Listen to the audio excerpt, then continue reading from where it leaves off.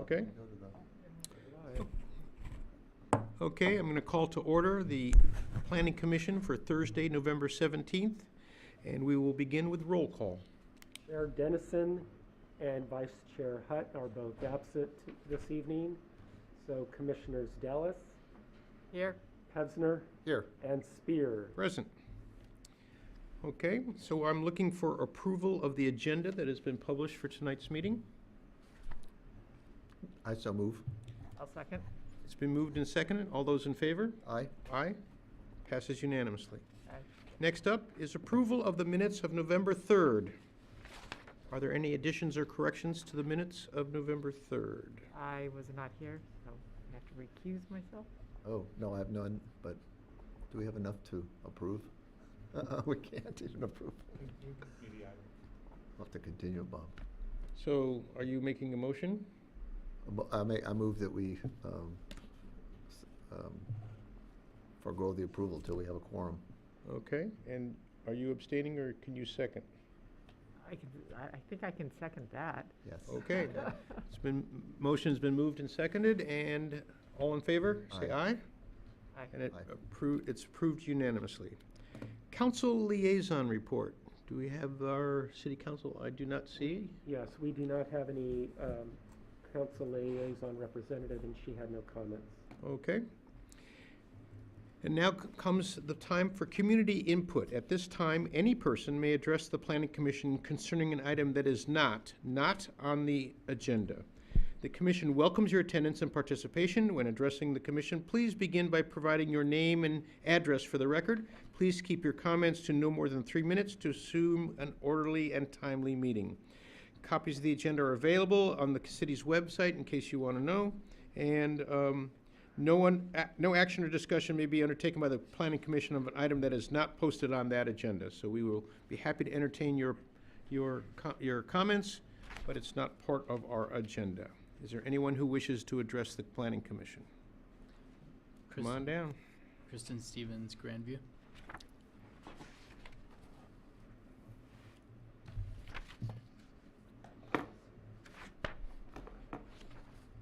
Good evening, Kristen Stevens. I live on Grandview. Thank you for allowing me 3 minutes to speak off topic. That is not the topic tonight.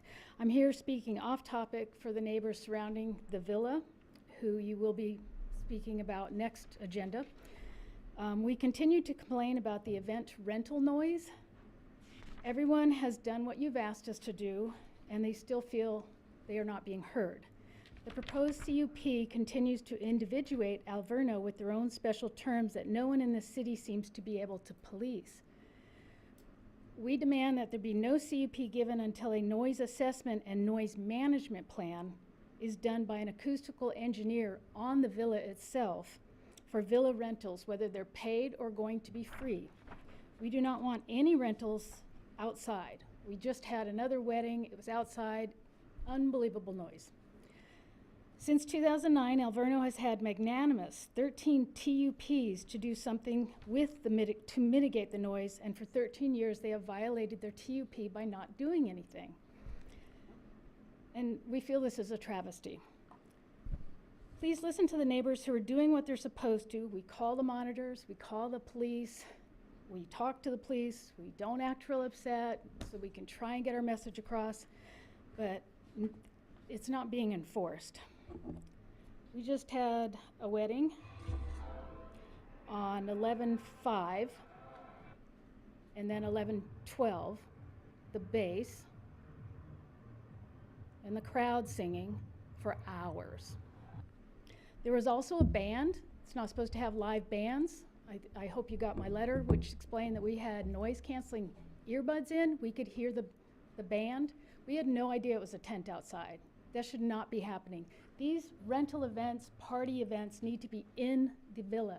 It makes a huge difference for a lot of us. Even the Bucks band standing 10 feet outside cannot be heard like we can hear 300 feet away from. I'm smiling, but I'm really seething with anger underneath all of this. It's just so upsetting that I have to keep coming here after a year and a half. And representing neighbors who can't always be here, but they think I speak better. I don't know if I'm getting the point across. Please don't strip away the 2010 conditions by giving them outside dancing, well, it wasn't more dates, but there are other things which we will get together, the neighbors, and compare what's in the CUP coming up on the agenda for December 12th to see what's been taken away. There were neighbors who hired an attorney to work that out. And what we're seeing is it's getting stripped away because we haven't hired an attorney to come represent us. Do we really need to hire an attorney to make this even longer? We want this process over. I thought my husband was wrong when he suggested giving them no CUP, but after this last couple weddings since this summer, I'm all for it. It's absurd. Alverna just thumbs their nose at us. And when we've called, we're told it's within limits. Our own police force don't come with anything, and they'll agree with us that the noise is very loud. They heard this. It was much louder than this, but they're like, it's private property. We can't go on it, and we're told the noise is within level. But if that was my home, that'd be shut down in a heartbeat. A heartbeat. I mean, with doors closed, we could feel the booming. Okay, All right. thank you. I'd like to thank you and say happy Thanksgiving. We hope this had been done before Mr. Spears left. Thank you. Point of reference to staff, the Alverno project that is coming up is their building project on their property, not their TUP. That's correct. That's for the master plan. The conditional use permit for the adaptive reuse of the villa for special events has already been approved, and that was approved at your prior meeting when that item was under consideration. Okay. And that's in force already, correct? Yes. So the things that she's referring to. So currently what we are doing, the city manager's office is currently setting up a meeting. One of the duties that we had to do was to vet and approve an event monitor, Right. which we have done so. We are going to set up a meeting. Will be held in December with the city manager, the city attorney, myself, the event monitor company, and representatives from Alverno to go over responsibilities. And also the police department will have Captain Amos present there as well. So we can make sure everybody knows who's responsible for what Right. and how to respond if we receive complaints. Okay. It's an event monitor company. Yes. Do they have any attachment to Sierra Madre? I mean, Do they have, I just, it's a large company. okay. I know And they are not, who's paying them again? Alverno is paying them. Do they know that? They know that because that's Yeah. also in the conditions of approval that you, So what control do we have over them then? the city vetted them. I checked references. I received references. And it's not like it was selected by Alverno is what you're stating. Alverno is required to pay for that vendor though. It's the city importantly, it's the city manager that chooses the individual that's going to serve in that role. And that's why the city manager wants to call the meeting Okay. to make sure that that person knows he answers to the city manager and that the appropriate relationships are established at that meeting. So exactly what Ms. Stevens reported can be resolved then and there. Mm-hmm. Right now, we're kind of in a state of limbo because we just identified somebody. Right, We've it yet hasn't to been have filled that- yet. We've yet to have that meeting to make sure the CUP conditions are being followed, so bear with us. So once it's approved, how will we know when it's approved and we have an event monitor?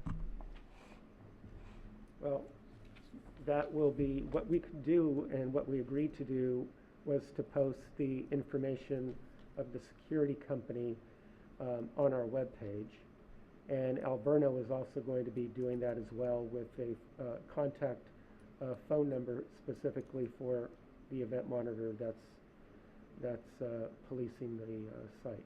So if there's a wedding this weekend, That what's probably the won't- what? They also have their own event monitor, so that's what is going to occur. But right now, it's not. Oh, but that's right, because the meeting's in December with the, And, you know, the challenge is that the planning commission is not an enforcement business, and the city is, the city doesn't have quite enough personnel and things in place to do this. But I would encourage the people that have concerns to continue to raise those concerns to make sure that they get resolved. Because it's gone through the planning commission, and there has been a process that was envisioned and enumerated, and it's now up to the city and Alverno to follow through on that process. And we, as the planning commission,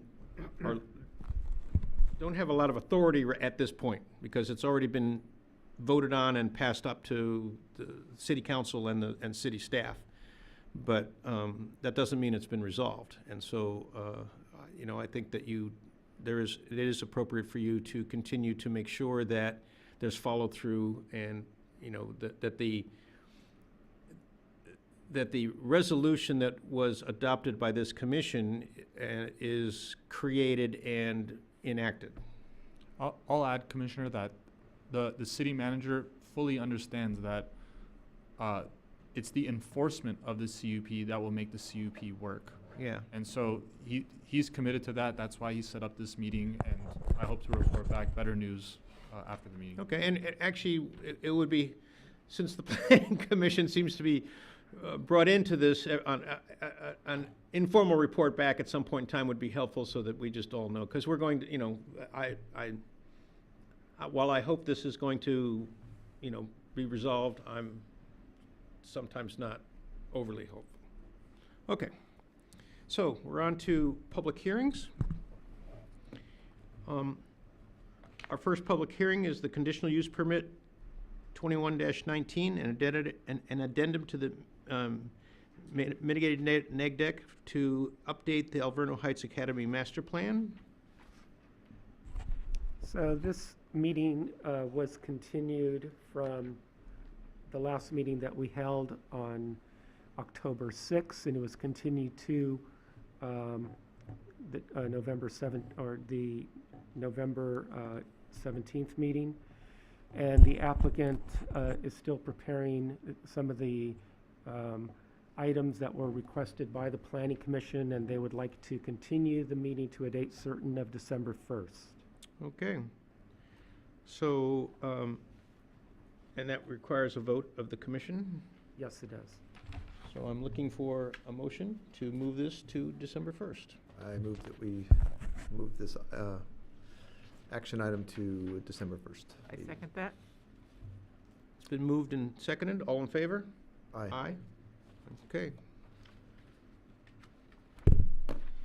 Second item is 500 North Mitchellinda Avenue, request to designate an existing residential property as a local historical, cultural, and architectural landmark, and the request to enter into a Mills Act contract for the rehabilitation located at 500 North Mitchellinda Avenue. We have a staff report. We do have a staff report from Associate Planner Wolf. Thank you. Good evening, Commissioners. First, I'd like just a point of order. The agenda does state that this would be a consideration of a Mills Act contract, but I'd like to clarify that that is just a for your information point, that the City Council, in fact, considers Mills Act contracts. The information is included just for your reference.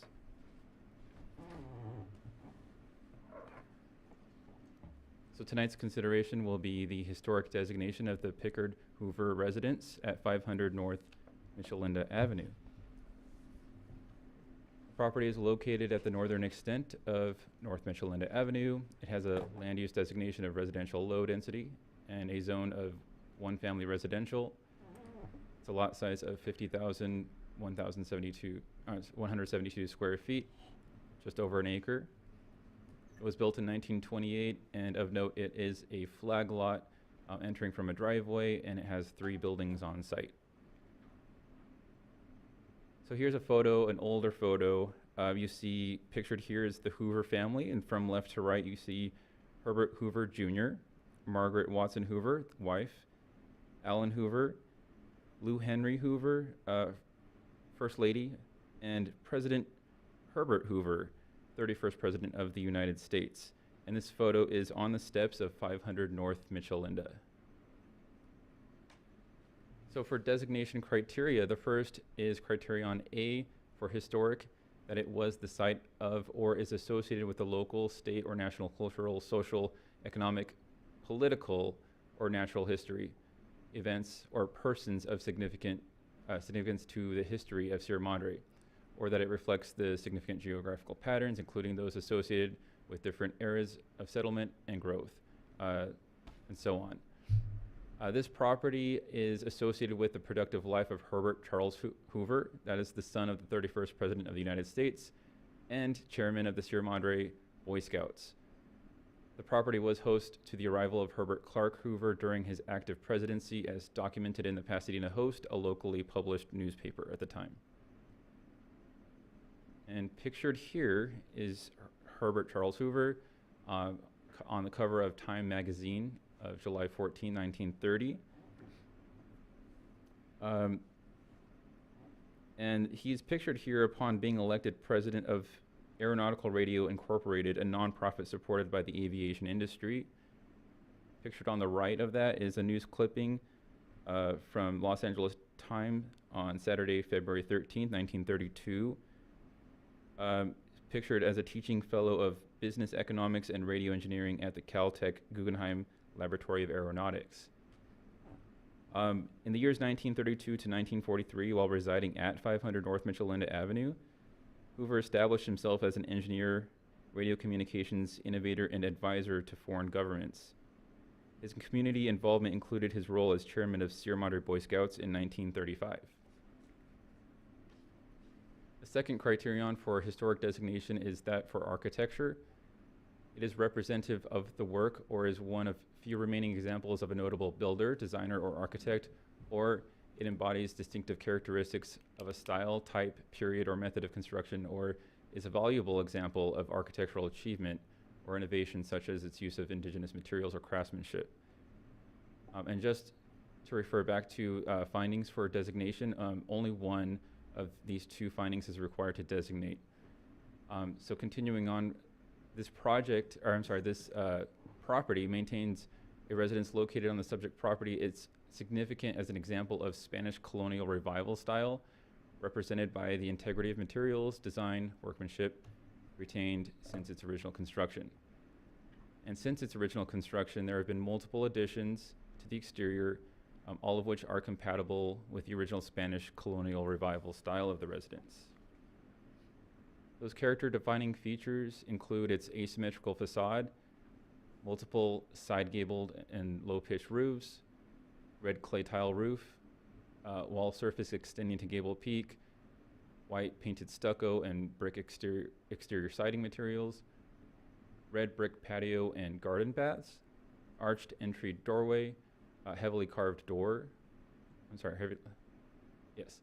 decorative vents in gable, and then multiple interior features. And I have that pictured here as well on the following slides. You can see on the left-hand side of the slide is the entry, and then on the top right is kind of zoomed out from that. You can see side gables. On the bottom right, you can see the white brick and stucco and some other areas. The next slide shows on the top left the other side of the entrance where you see the side gables again. Features on the windowsills, red brick patios. And again, on the patio, there's the fireplace. And again, more demonstration of side gables. Before the Planning Commission tonight is Resolution 22-23.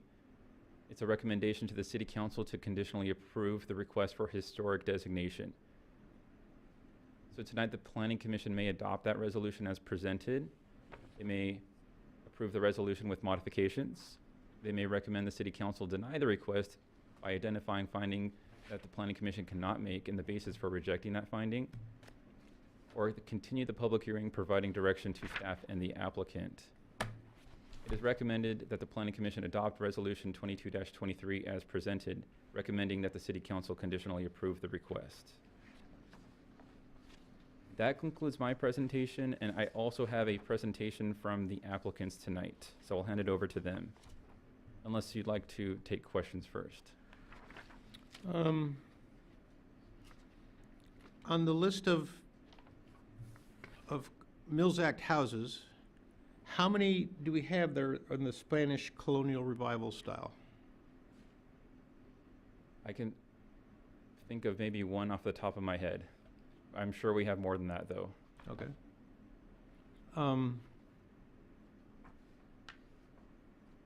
Okay, the other thing is, for me,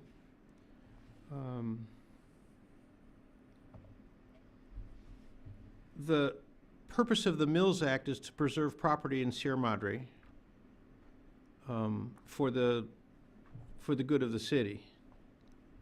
And the essential contract is that the city will take less in property tax revenue in exchange for the restitution of the property.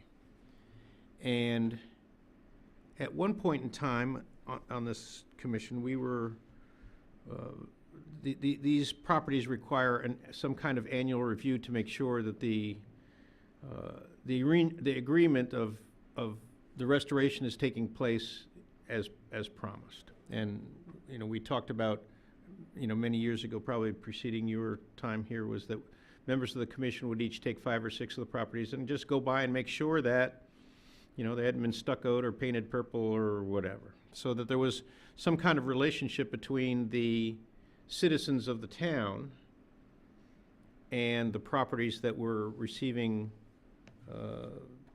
the benefits of the Mills Act. So is there in code, or is there somewhere in the relationship that the property must be visible to the citizens of the town in the Mills Act? There's no Sierra Madre Code requirement, as far as I'm aware, of visibility of the historic property or a Mills Act property to the street or to any public right-of-way. So but the Mills Act is a state level? Yes, the Mills Act is a state-level program, as far as I'm aware. And just as a point of reference, or just additional information here, there are 3 other Mills Act properties in the city that are not easily seen. Correct. Correct. Yeah, I saw them. Okay. I have one question. Yeah, just, If you want to respond to what he says? No, go ahead. Just one thing was, as I understand it, the Mills Act contract we have requires that the applicant submit an annual report. Yes. Now, when you said that you would review the homes that have Mills Act contracts, On the list. oh, I see. Were you reviewing their reports, or were you? At the time, it was discussed that the members of the commission, because the city was having a hard time keeping track of all the properties and what's going on with the Mills Act properties. And so at one point in time, that it was only a point of discussion that members of the commission would each take, you know, five of the properties listed and go by and just to make sure, because the members of the commission have authority to go on the property and just to look. Nothing ever came of that, but it was an offer. But the implication was that there was some kind of access between the city and the property, so that, you know, was the contract being upheld or was it being ignored? So as you know, as a person who has a landmark status house as well, we have commenced the annual reports. Right. And so we do get those, we do review them. We are aware of properties that may need some work and contact property owners. So we think that's working fairly well now. Yeah, no, it's much better managed now. In terms of being able to access property, commissioners being able to access property for Mills Act contracts, really, the list that you're pointing to on the dais is really a landmark designation Right. list. So it's not the Mills Act contract list. Okay. I'm just a little concerned about the impression that the planning commissioners can access the property at any point in time. And it was just, it was an idea that was floated because we were getting Mills Act applications for properties and we couldn't keep up with the ones that were already present.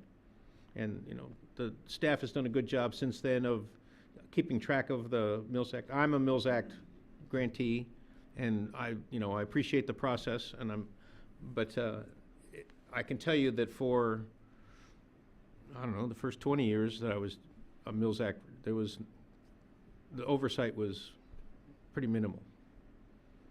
So, okay.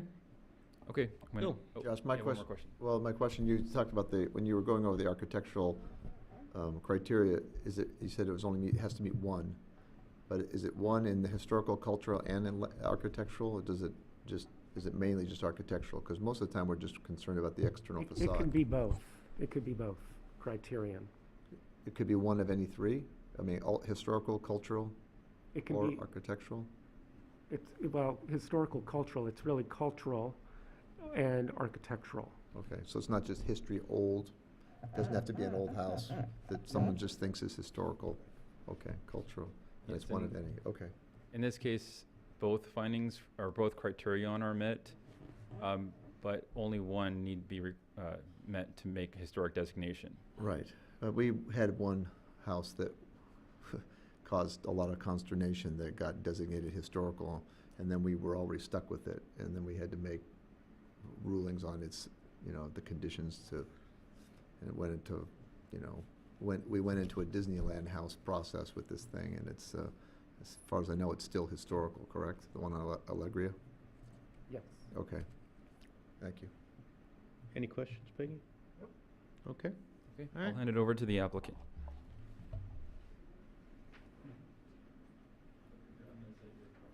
Here's my clicker, great. Good evening, I'm Malcolm Edwards and my wife Suzanne, and we're Hi. the owners of 500 North Michelinda.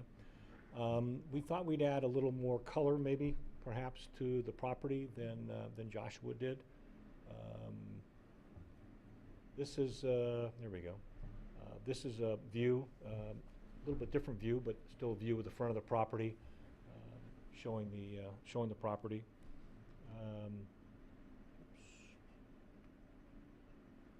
Which button is it? Yeah, it's not going.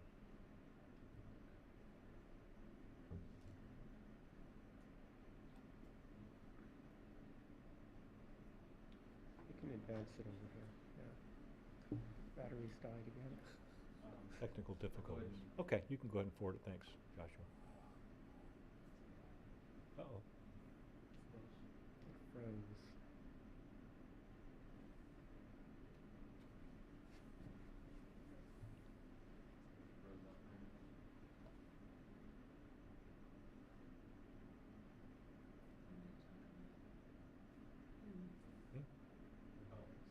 Oh, oh.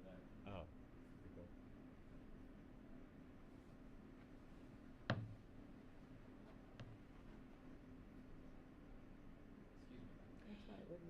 All right, so again, as Joshua showed earlier, picture in the early 30s, presumably, of President and Mrs. Hoover, along with Herbert Hoover Jr. and his wife, and then his brother on the front stoop of the property.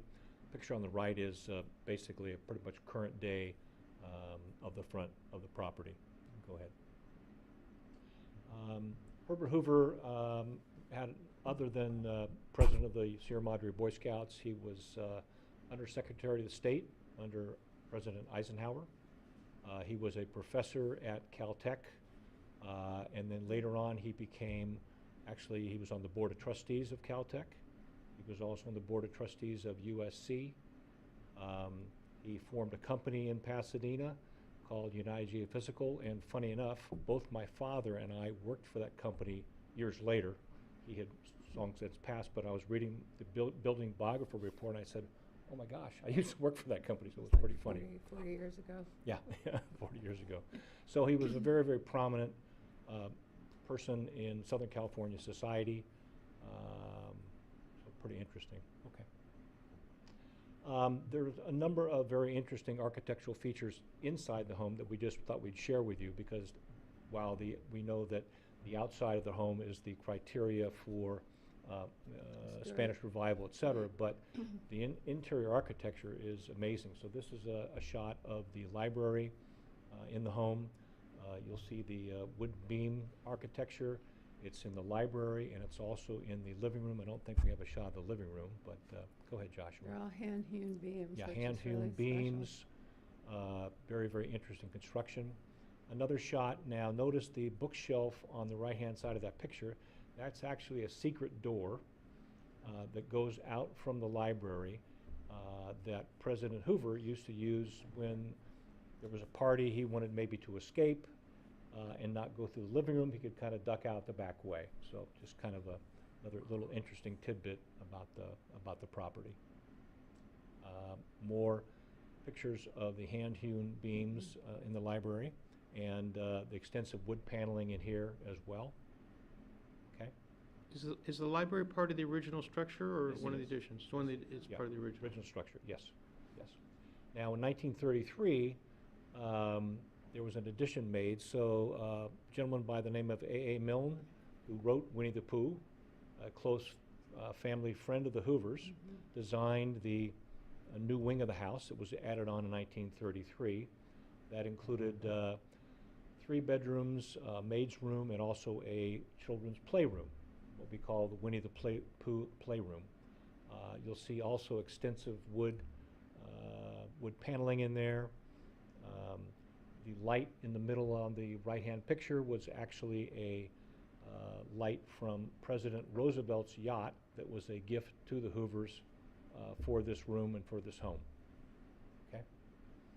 Another shot of the playroom.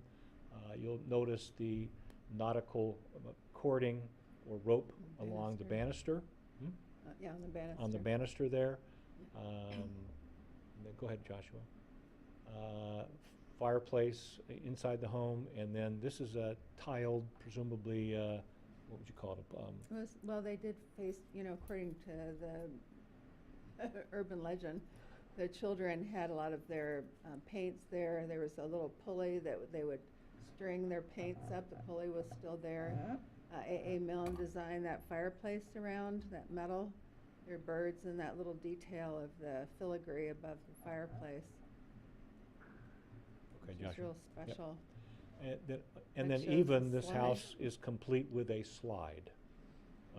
It's a slide for children, doesn't work well with adults, but it's a slide actually from the upper steps down into the room, also again designed by A.A. Milne.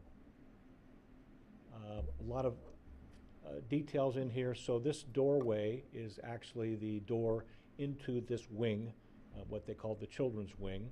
So our house, again, reference to Winnie the Pooh. All the original scripting is on there from 1933. It's not been touched, and we don't plan to touch it either.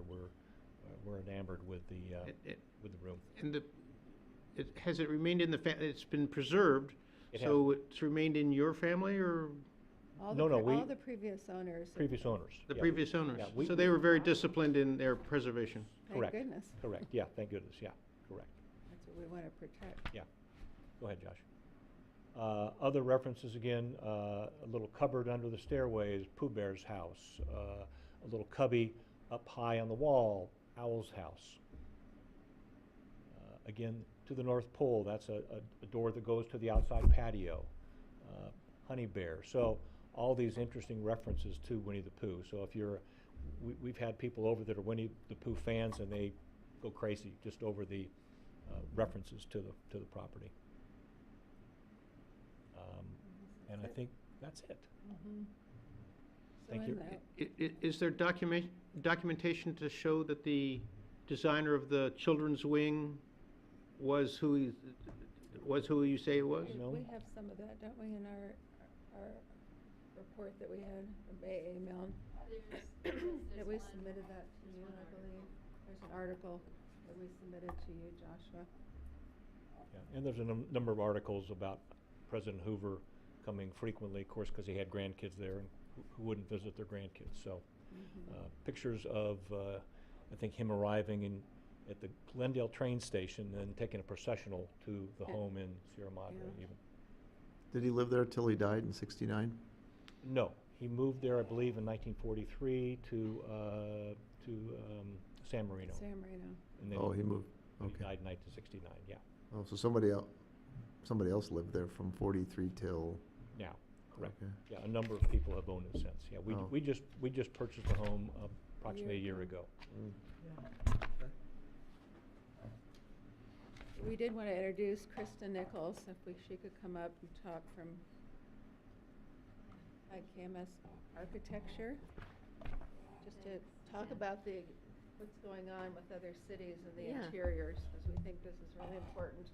So your program doesn't include designating interiors in single-family homes, or including interior restoration as among the projects within a Mills Act contract. And so we found this curious because most cities that we've worked with actually do include interiors. And we did a bit of research in preparation for tonight's meeting, and I just wanted to share that with you just as a point of information, because I realize it's not your ultimate decision. So the most restrictive, next to Sierra Madre's, is probably Glendale's, which only allows Mills Act, or interiors to be acknowledged within Mills Act contracts if the single-family residence is actually is actually open to the public. But that was the most restrictive. Otherwise, you have examples like the city of Orange in Orange County, which actually allows up to 25% of your allowable expenses can be dedicated to interior restoration or rehabilitation in single-family homes. Los Angeles is probably, and actually Pasadena are probably the most generous. They just, if the interiors have been designated as part of as part of the property, as among the character defining features of that property, then the interiors can be also included within a Mills Act contract. And Pasadena is the same, as I said, and Claremont as well. Single-family residence interiors, if they're included in the original designation documents and there's evidence of their significance, they can be rehabilitated as well using the Mills Act rebate program. So, For the How significant? city staff, is there any restriction on the applicant adding the interior to their Mills Act contract with the city?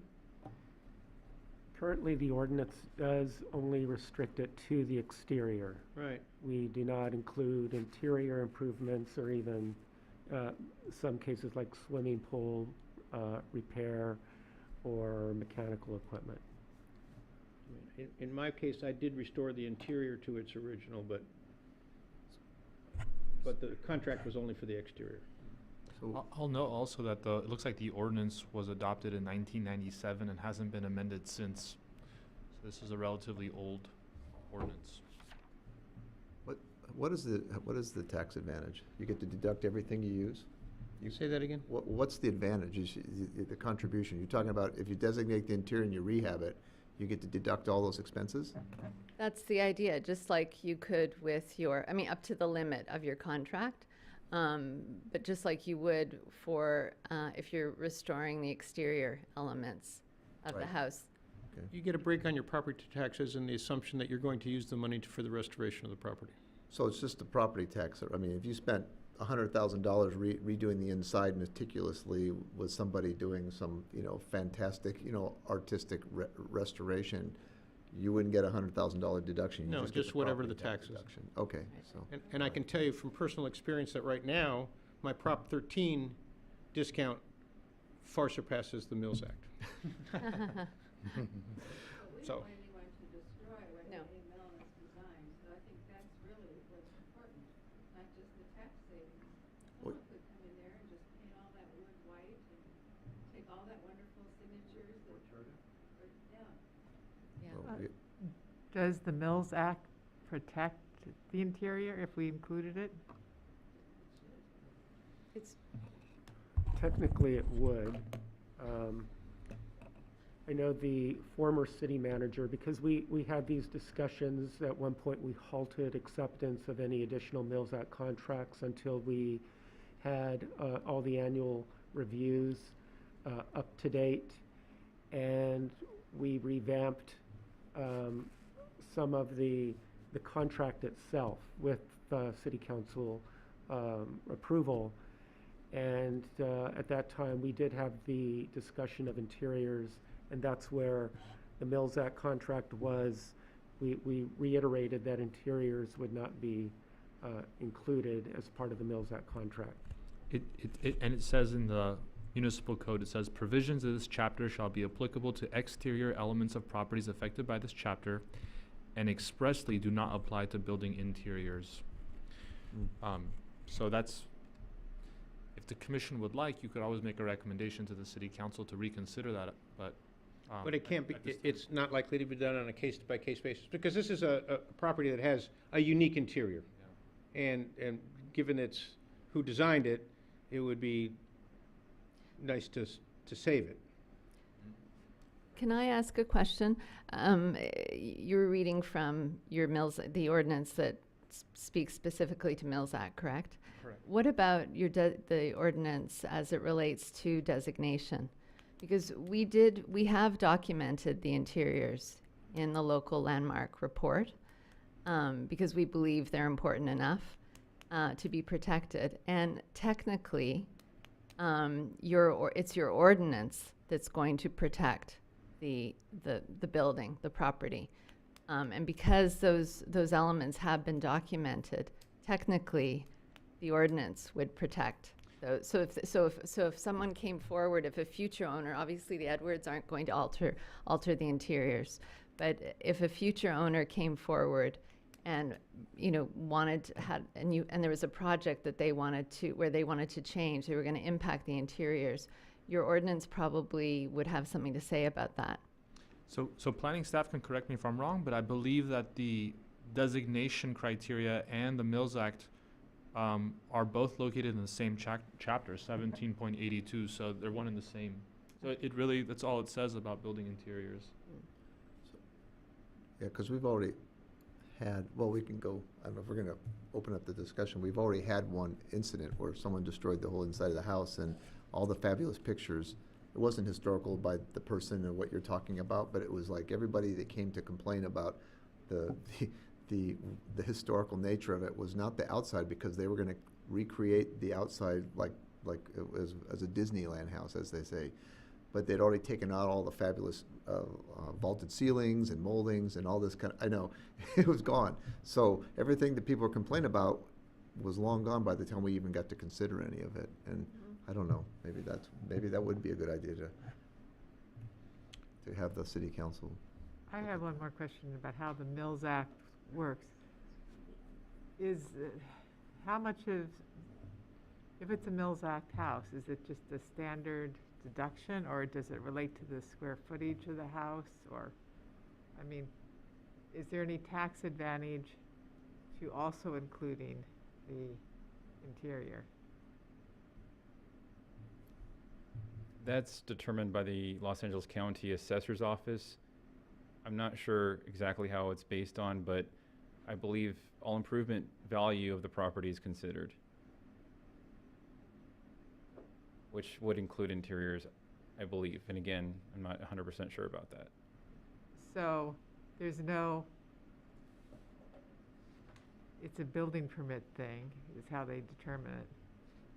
So it's how much work they're doing, whether it's outside or inside, that determines what kind of tax break they're getting with the Mills Act. So whether or not we include interiors in Sierra Madre isn't going to affect the income we get from taxes, correct? Am I missing something here? Yeah, the tax is the same, right, Bob? I mean, whether you spend $100,000 fixing it up Yeah, if it's or just a whatever. building permit. You're just trying to validate that you're taking the money to use it to maintain this property in historical. I think I received a discount on building permits as part of the, on the Field Act. You know, I did put in I did rebuild a garage that I made in the style. I hired Karen actually to build a carriage house to match the existing house. And I put in a small plunge pool, and I had permits on all of that. And I think that changed the valuation of the house. Commissioner Dawes, I think what you're asking is if the interior is also designated as part of this historical landmark and included as part of the Mills Act, your question is, would the city then be foregoing more property tax revenue? Was that your question? It was not your question. And that would. And the answer is no. No. Right. So what difference does it make to the city whether we include the interior work or not? So the way the ordinance works is the designation, or at least the Mills Act, for Mills Act purposes, the applicant is required to identify the types of products that they want to submit as part of the Mills Act contract, so it itemizes a list, a project scope, all exterior. And they come up with a valuation, and then that valuation is given to the LA County Assessor's Office. So if we included interior so that the amount would increase and probably less funds, property tax revenue would come back to the city because the valuation would be higher. The other backstory is that in the 90s, there used to be a commission called the Historical Commission in Sierra Madre. And there was rumor, I don't think it ever happened, that there were going to be certain properties designated as historical, even though the owner didn't want that.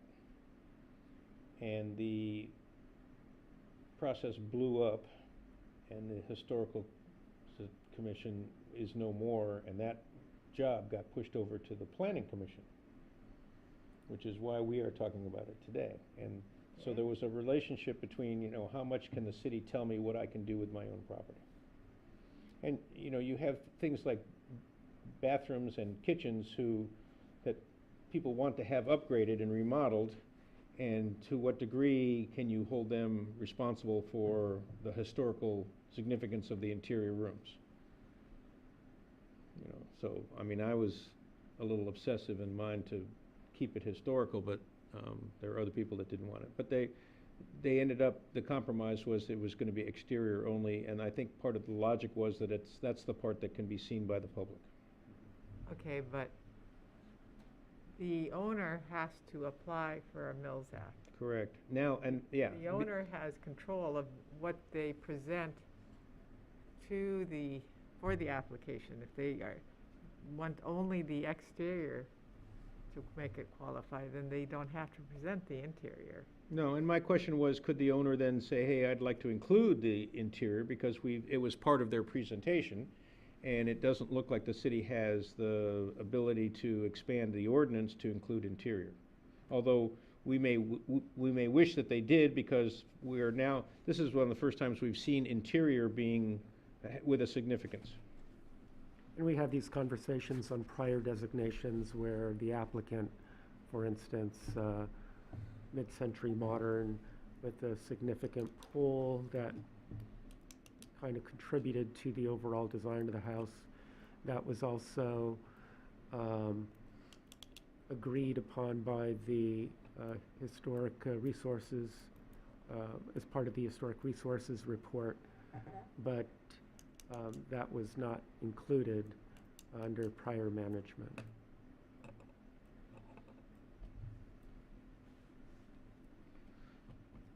So can we should look for public comment now?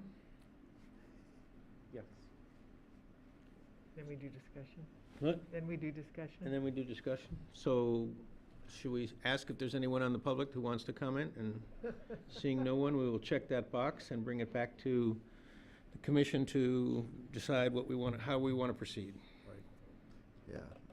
No, I think it's a slam dunk. I mean, this obviously qualifies, but I would like to assist them without getting into a conundrum that we've come into before. Because we have one example that ended badly with the Allegria house that didn't really need it, but at the same time, this place, would be nice to be able to codify that in the future.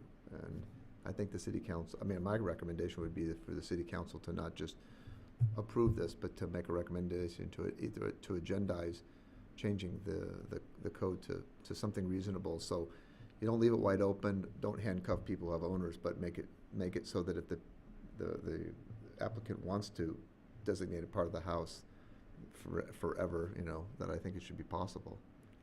Are If I you, can are just you clar- are you comfortable then advancing this without having seen the house? From the pictures, you mean personally seeing it? I'm just in terms of I due think we due have dil- to see due it. diligence. What? I I'm think we have convinced, to listen, see it. even if it wasn't in Well, good shape, we're- if it's authentic, mean, I would say it's like, we're- it'd be we're- like refinishing an antique and ruining its value. That's how I would look at it. But if you want to Well, let them see we're, it, but. it's our job to recommend to the city council and say to the city council, yes, this is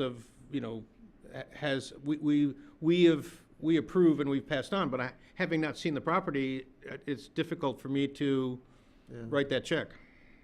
But historically, it's Hoover's son's house. Hoover's there. I think it has a lot of historical, we could make the findings based without even seeing the house. We have a Tend to historical agree. barn that I just want to see the house. up on one corner that of dubious structural integrity, but It seems like, though, the goal here is not just the Mills Act, but to protect the house, if I'm understanding the applicant correctly. In which case, I would be inclined, as you mentioned, Bill, to go back to the 1997 ordinance and see if we can't,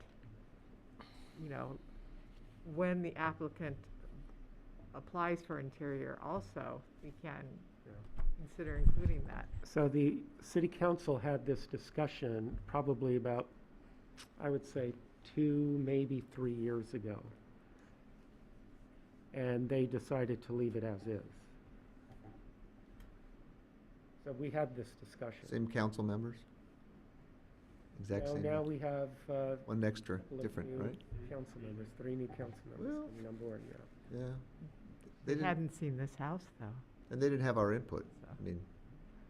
Maybe they'll listen. If a recommendation like that were to be made, I recommend, I believe the resolution is itself a recommendation to the city council, if I'm not mistaken, correct? Right. So then you could just add a line to the recommendation to the city council if you were going to adopt the resolution. That's how I'd recommend doing it. Sure. Okay.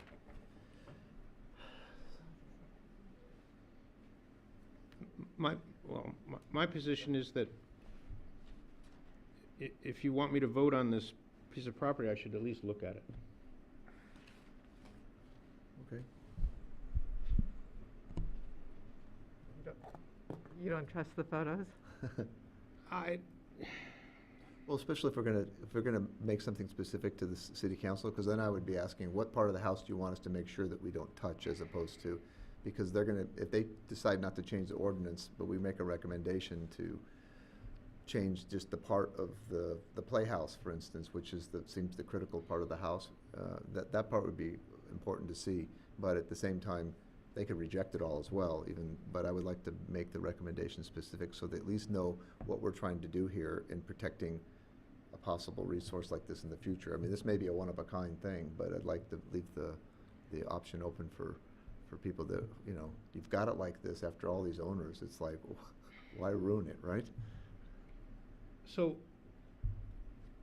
the way I see this, one of the facts of this house is it's invisible to the public.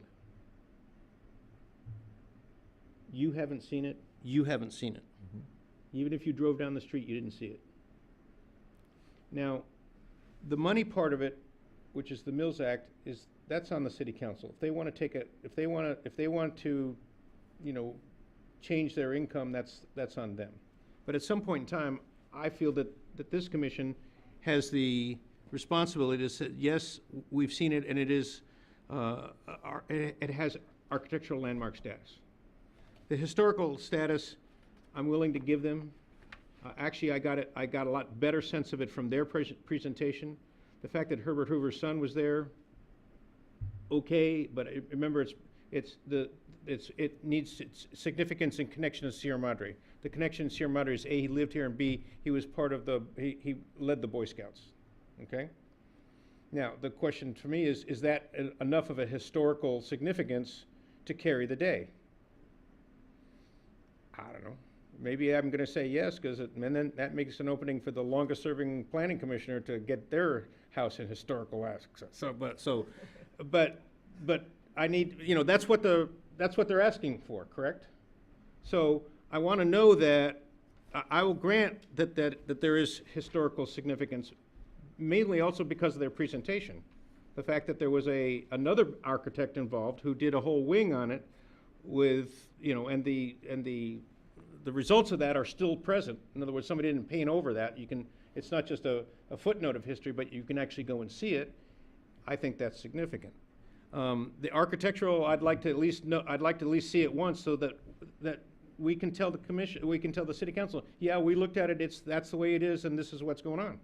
Because otherwise, we're just telling them, yeah, but the question is, who saw it? Well, I think we should see it. Yeah, that's my vote. So I would, my position is that maybe we should continue this until till some members of the commission can walk there and see the property and make sure that it is as it's been presented. Go ahead. Just one point to clarify for the commission's benefit if they weren't aware. So the city council can't consider the Mills Act portion unless there's been a designation. So the historic designation of it is a necessary precondition for the city council to consider the Mills Act contract. That's the only point I want to make. Okay. And, you know, I'm not the architect, but we have one on the commission, and for architectural significance, I think that their skill set would be well positioned. Yes, the architect should see it. So, you know. Can I ask, or make a suggestion? I wondered if the commission would consider voting on two parts, in two parts. One, considering the resolution that's before you already that asks you to vote on just historic designation, period. So essentially the exterior based on one or both criteria. And then the interior factor, if we could delay that, either you could maybe vote on it separately as a separate. I'm not looking at it at the interior is not part of our jurisdiction because it's not in the rules. Okay. And so I'm not at all interested in looking at the interior of the house. I will take your word for it based on the photos that the interior is the way it is. Okay. But my point is that if the city of Sierra Madre is going to decide that this is a historical structure, somebody from the city who makes the decisions should at least look at it. Well, sir, are you aware that already two historic preservation firms, as well as your planning staff, have identified it as historic? So you use Saphos Environmental. That's your first step. And so they identified it as historical? They did. Then why do we need us? And then our firm did, and then your own city staff has as well. Well, then why are we here?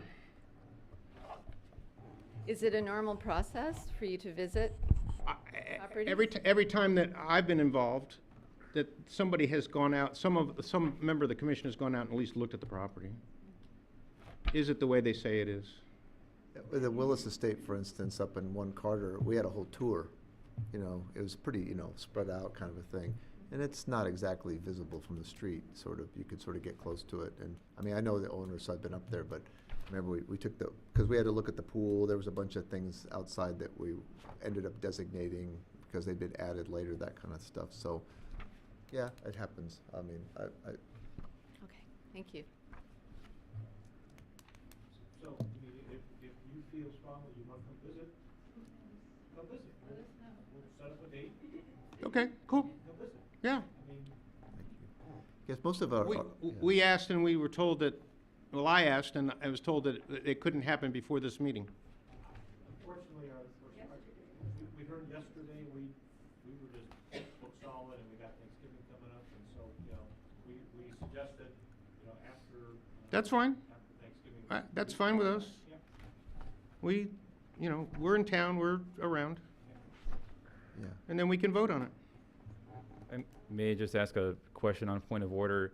If the commission considers continuance to a date certain upon scheduling a meeting for a site visit, may we return to the planning commission to consider this item again in consent?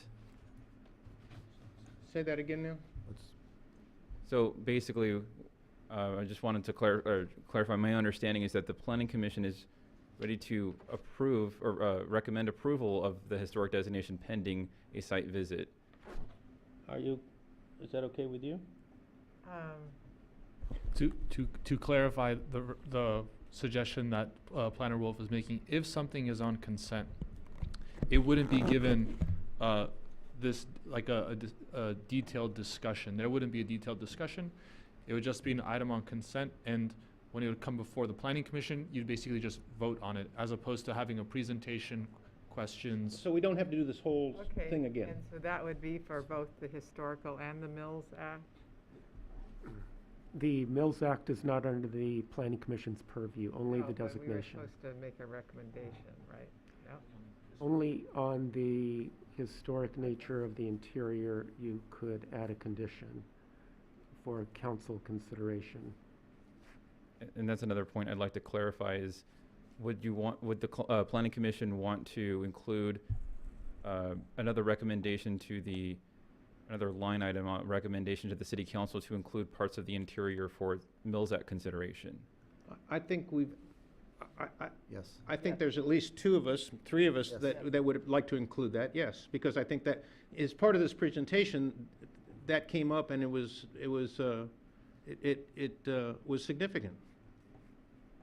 Yeah, I think it's worth changing the That- code for. Does that twist things legally without forcing the city council to bring up changing the code? I mean, they could make a one-time designation for this property, you know what I'm saying, like without creating a special privilege or. A one-off designation can only happen if the code is amended before this item comes before the city council. So That's I what mean, it wouldn't be a one-off designation. It'd be a designation under the basically amended code. So it would really be up to the city council to determine when they want to agendize an amendment. Yeah. Okay. So It's a timing issue. it sounds like the applicant wants to go forward with the Mills Act. Could the code then be amended and they could apply for additional Mills Act for the interior later? Could they make a subsequent application? How does that work? That's a big unknown, because in all honesty, you get a break on your property taxes, you file your plan with the city, and in the plan, there are things that relate both to the interior and to the exterior. You don't seem to parse them out. I mean, it's the restoration of the project as a whole. But what we're looking for is the protection of a section of the house, because and that's somewhat different than the restoration checklist or that they want. So I guess it would be, if the city council wanted to modify the contract to such that it listed that interior, I guess that would be on the city council to do. Yes. And the Mills Act is just a percentage of the property taxes, and you know, as long as they communicate with staff about what they've done in the order that they've done it. And they did a pretty good, they presented a pretty good checklist here of the things that needed to get done. As long as they work through that checklist, then, you know, it's the structure as a whole. I mean, the roof covers everything. So the historical protection comes from the historical designation, Yes. and that can be for the interior also. It Okay, I'm currently a little slow on the excludes the uptake there. interior. Okay, The designation excludes the interior. exclude? Excludes. Yeah. The ordinance as written excludes the interior. If you were to amend the resolution as written now, you could add a new line that says, in addition, City Council would like you to consider amending the ordinance to include designations of the interiors as well as the exteriors. So the ordinance is different than the contract. So, Right. okay, the contract is the mills thing. The ordinance is the historical designation. And we can approve this pending consent tonight. And then the city council can consider changing the historical ordinance to include the interiors, which would retroactively activate protection for the interiors based on these pictures. And that would be for all Mills Act contract properties, though. But if they got the Mills Act with this package, it would retroactively include the, For this property, but he's saying it's gonna go for all properties. That's the conundrum I was trying to answer, was that how do we, So- because it's obvious this is unique, but we don't, as Bob said with the previous owner, well, how, you can't tell me what to do with the inside of my house, or if my kids start, run crayons over some historical thing that's been, had covenants that you can't touch, that who's, is it a crime committed, or how do they restore it back to, how do they maintain it? I think that's the conundrum, is no one knows what goes on inside somebody's house. Some people don't want to live in a museum. Sure. But- They don't mind having an old house, but they don't want to live in a museum. Right. And that's, the push-pull. but isn't the Mills Act granted relative to a presentation of points? If I may. Or is that all irrelevant after it's, What's identified in the scope of work in the Mills Act contract is what we're evaluating the project for in terms of just monetary value in terms Oh. of repair or restoration. Josh, did you want to? The assessor's office is not going to get the PowerPoint presentation. Right. The Mills Act contract includes an exhibit with a list of rehabilitation and restoration items. And so That's a list staff will parse down to exclude interior work, and we have done that thus far with this property. That would be part of the contract. Now, we don't currently do that because it's not something we currently designate as part of the landmark designation. So if we were to include the interiors, it would be part of something that the Planning Commission could recommend as part of the exhibit within the list of rehabilitation items of the Mills Act contract. Well, in that sense, maybe it is worth looking at to see exactly what we're going to put on that list, right? That's what you're getting at. I think we also, excuse me if I can say something, we are not planning on changing the interior of what AA Mill did. I think we're just trying to present to you the significance of it and how we can protect that for the future. Sure. So for us to spend a lot of time talking about amending your ordinance, I mean, we need to know we're not planning on changing it. So, I think that that's important to understand. We just thought it's so special. Yeah. We wanted to share it with you, but we're not making a big deal about it. Sure. You know what I mean? Mm-hmm. Yeah, I agree. We agree with you in principle, but then we're stuck with what the ordinance changes for everybody, and then there's special circumstances. I mean, unless you can create covenants. Yeah. That, just knowing that we're not going to do anything to it. Yeah. I mean, could they create covenants that when you sell the home that they can't touch it? I mean, is that another option so we don't have to even consider the interior? So, to move this along, Well, I wanted to get an opinion from legal. Go ahead, Okay. because I asked a question that's, Yeah, we would need some kind of legislative basis to enter into a one-off covenant like that. We couldn't just impose some kind of condition on that property owner as a condition of, let's say, historic designation when the statute expressly says interior is not considered. So we would need the code to be amended somehow. we can't change the law. but if they sell the house to somebody, can they, just like CCNRs or any kind Oh, of building project? Like a Yes. private covenant? Yes. Actually, I'm actually not sure, but I think it'd be possible to, so you can always impose private covenants that aren't illegal, so I would Right. think it's possible. And just, And that wouldn't be enforceable by the city, though. Right. Conservation easement that Yeah. is typically done in facades, mhm. but you could do it anywhere. And Yeah. it's So, That's not what's before us, and we don't have authority with that, so that's, some conjecture. no, I know, but I mean. And, maybe- and maybe- if they did it, God bless them, that'd be fine. But maybe we don't have to even do that. We can just make make the recommendation, since, even after we see the property. So, can we look to push this on to consent, following at least a visit? That's Yes. all, sure. As far as I'm Are you concerned. comfortable with there's two designations, the historical and the architectural. But they go together. Well, Well, yeah, well, either one, and it passes both, so that's that's a no-brainer. Right.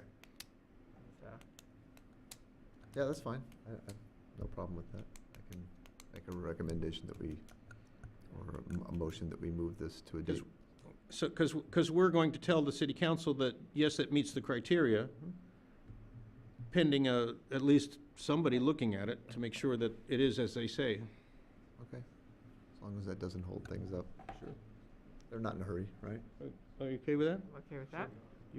Somebody want to make a motion? I tried to. So are we going to add the little bit about them reconsidering We can add it, and we can cross our fingers that the city council will read it and do something with it, but they're not held to that.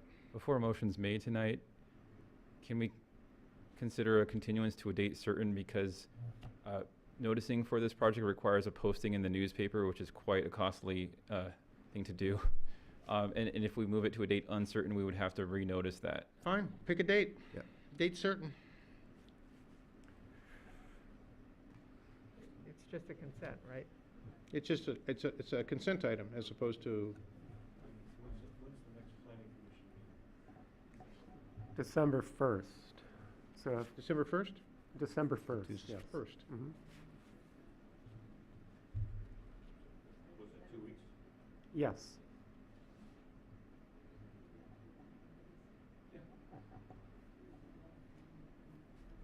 I'm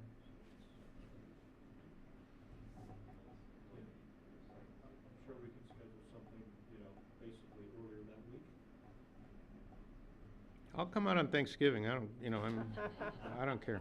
Yeah, what's your dinner? Have a bigger turkey.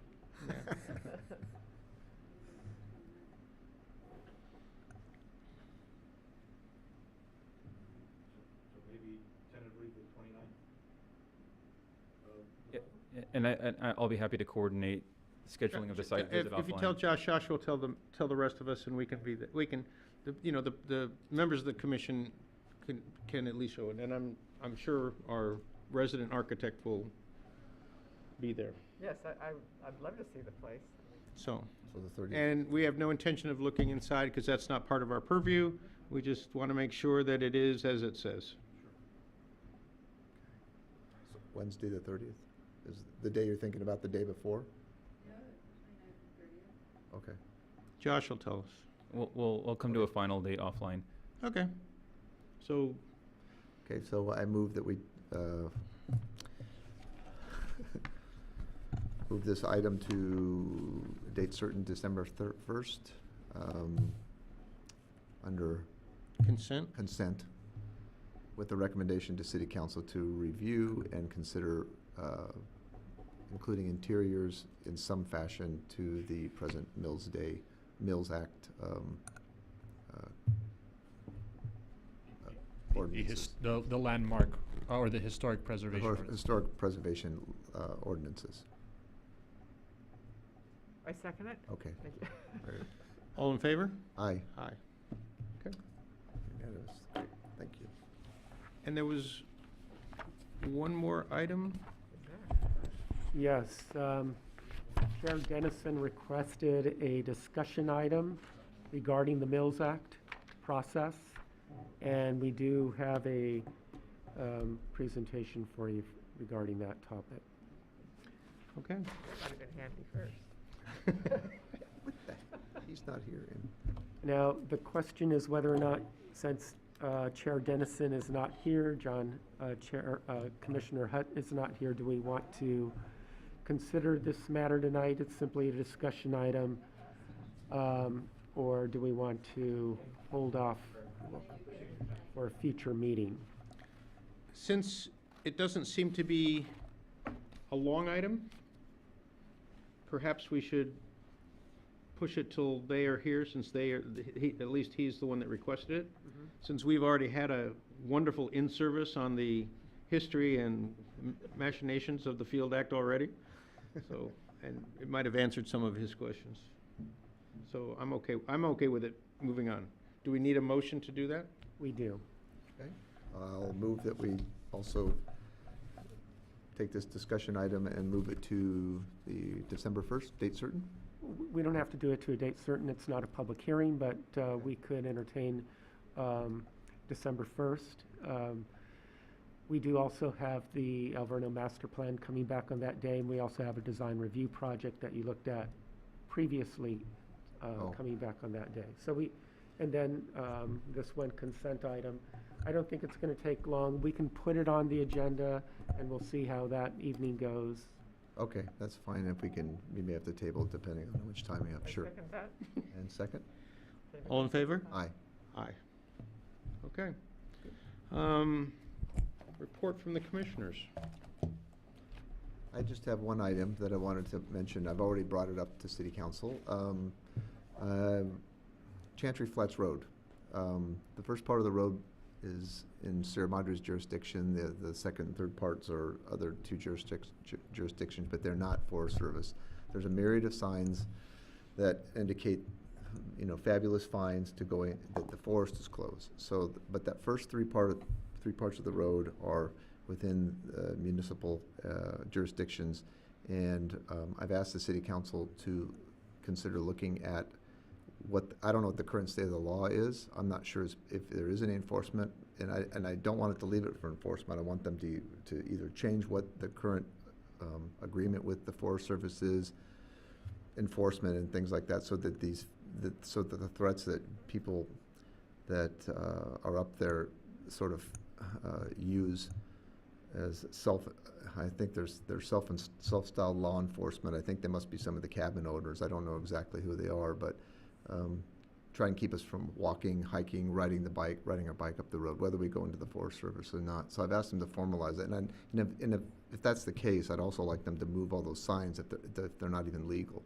because I've read the Forest Service announcements. It's backdated a couple of years, it hasn't been updated, and there's a bunch of stuff. It's very intimidating, and like the HIRA laws that aren't enforceable, I think that this is some pushback, I think, from us so we can use not just our natural resource, but at least the territory that belongs to us. It's municipal, and until I anticipate with all the flooding up in the forest that they're going to use, their Forest Service is going to keep the Chantry Flats closed even longer. But there's no reason for safety or fire or anything else that people can't walk behind that gate, especially on weekends when there's no construction for that bridge, which, by the way, is almost done, except for the skirts, and use the road for recreation and enjoyment. There's some beautiful views up there. I ride up there all the time. It's not a personal issue. I've heard from other people that ride up there, and they're kind of, sick of the intimidation, basically. So I've asked City Council to agendize it. I hope that we can get some clarity, find out what the current law is, and if it is the Forest Service, make them move their signs up to where their property boundary is, and leave us alone, and let us police it ourselves. Interesting. Anything? Nope. And I have nothing? Okay, so we're on to Planning and Community Preservation Department reports. As I mentioned, our next meeting is December 1st. And at that meeting, we will be continuing a public hearing regarding the Alverno Heights Academy Master Plan, and also a design review project on Sierra Meadows, which we continue to December 1st as well. And we will also include the discussion item that we continued this evening regarding the Mills Out contract. Okay. And anything, no general information? So with that, we are adjourned.